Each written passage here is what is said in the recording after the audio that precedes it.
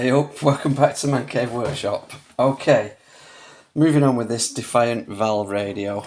Now, if you've been watching the series so far, thanks for bearing with me. And if you're finding it frustrating, I understand. You know, I am learning about this. If you've been screaming and shouting at the screen and pointing, don't worry. We will get there eventually. It's just a little bit of a learning curve for me. So if you're persevering so far, thank you.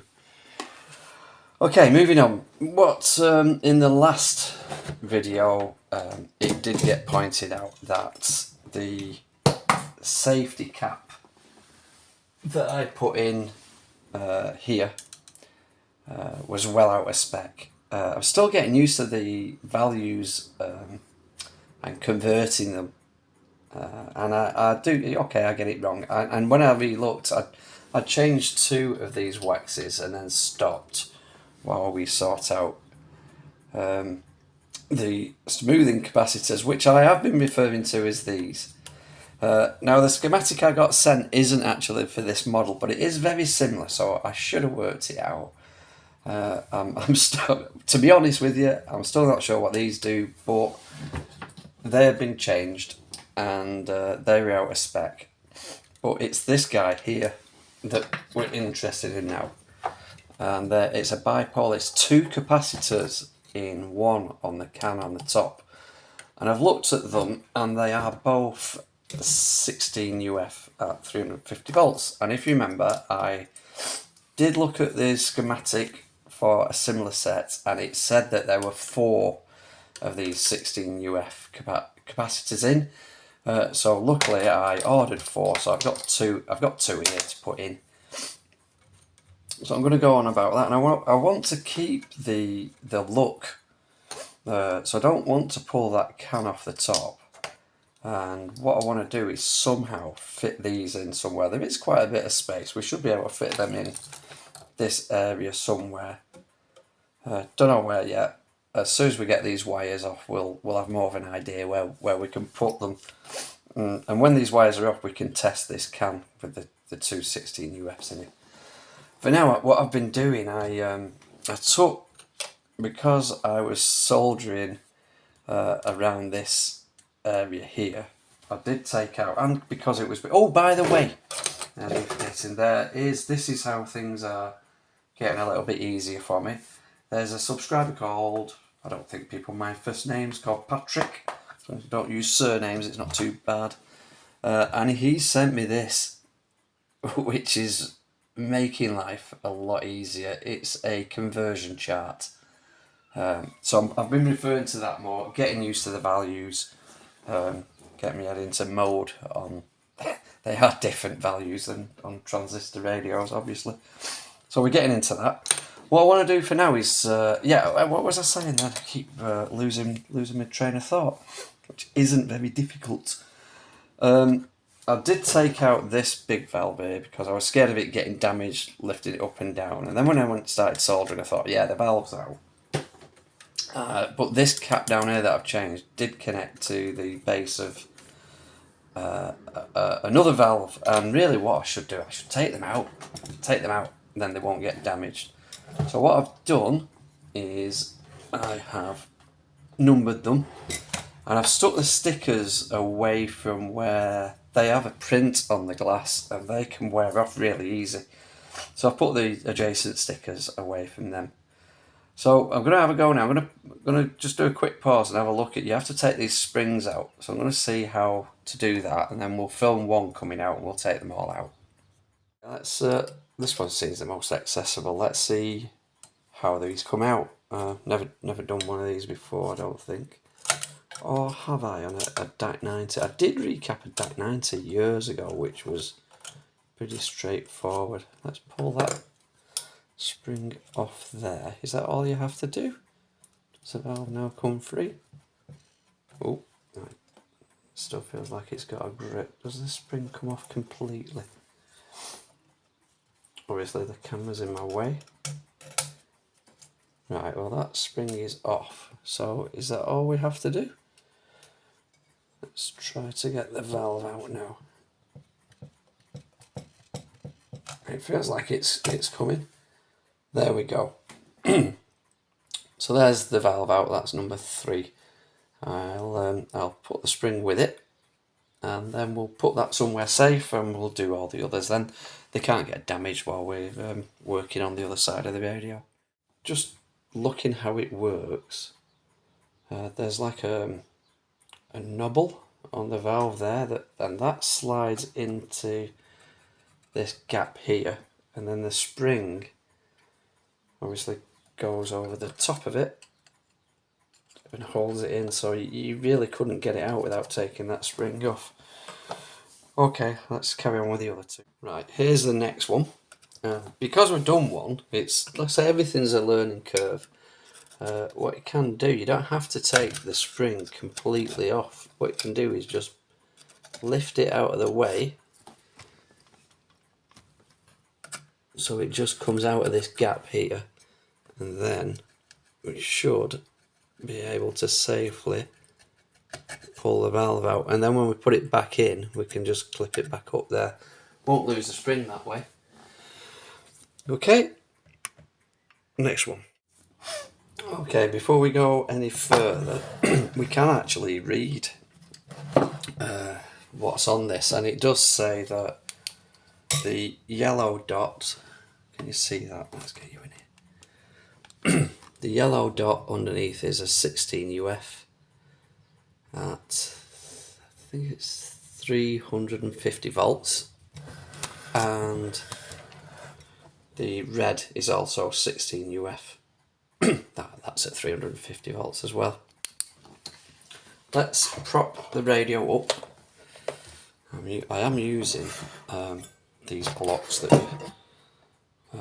you've seen before quite a few times. I'm actually using 3 at the moment. Some of these blocks, cosmetically, this set didn't come out as nice as, say, this set. They just look nicer the way they've been cut.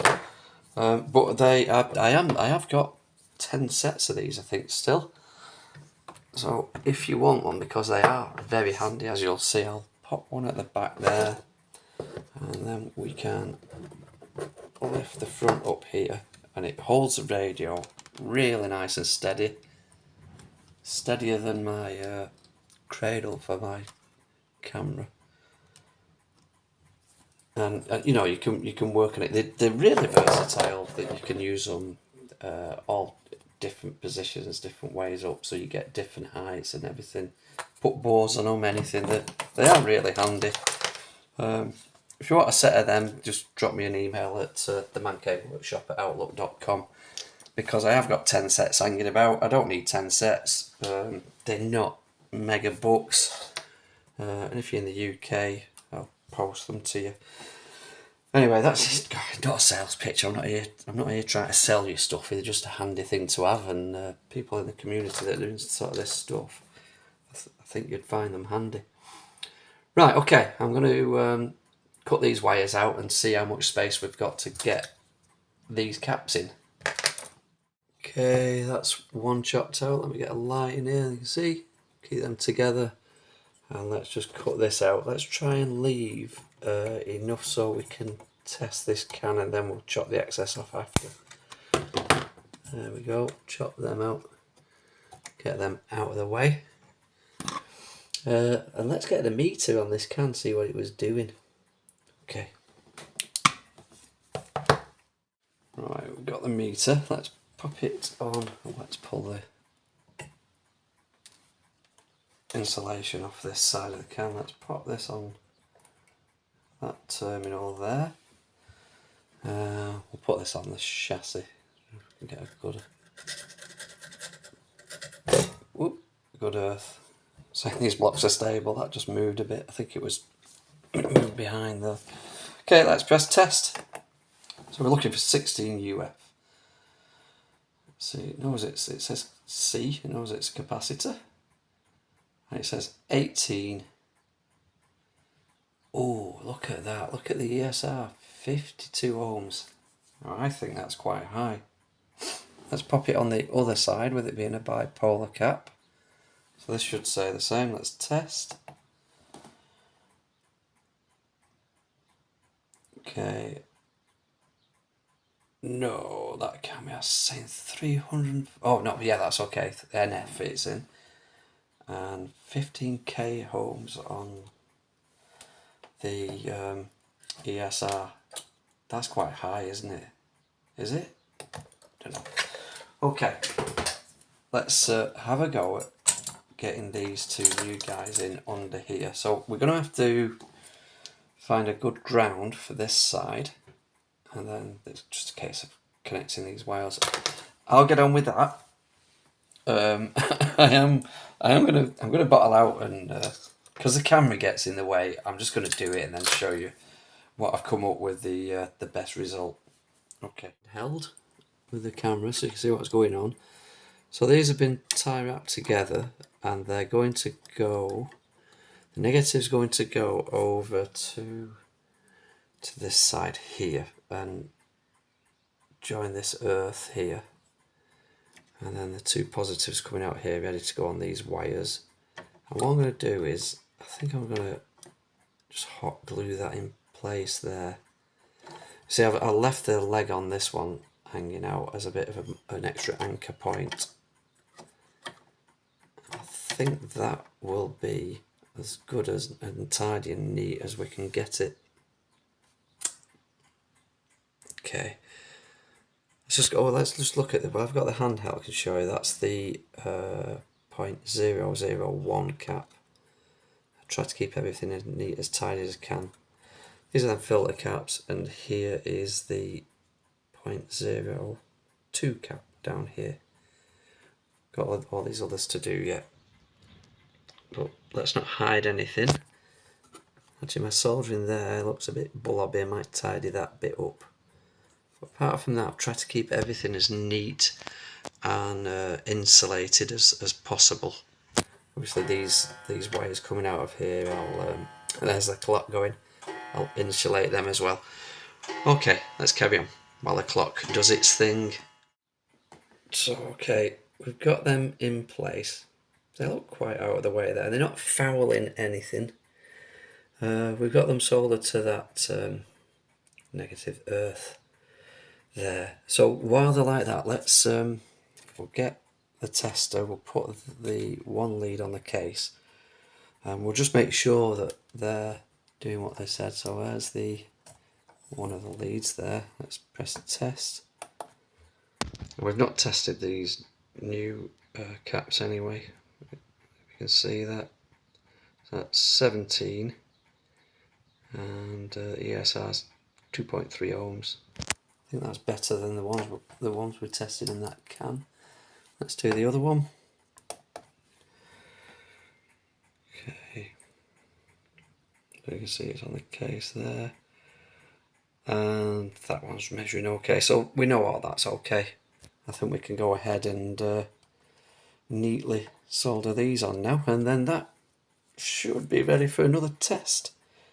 To test it, see if the hum's gone. Okay. Okay. There we go.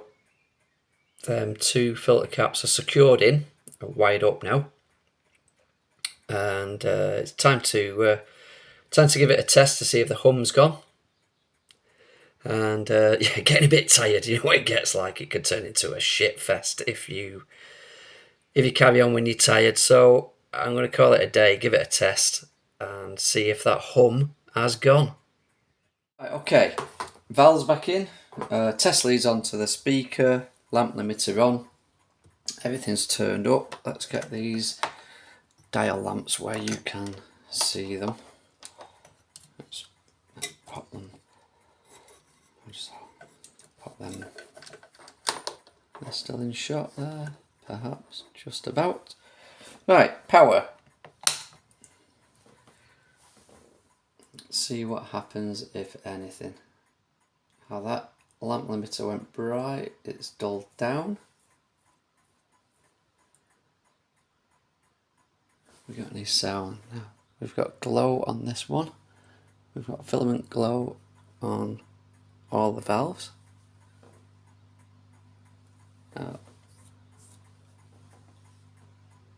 We have got a little hum, but nothing like it was.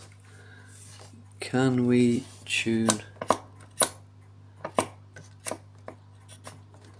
the radio? Let's put it on medium wave. Let's give the tuning capacitor a whirl. Nothing. But no hum. Let's try it on what we think is long wave. Ignore the aircraft you can hear in the background.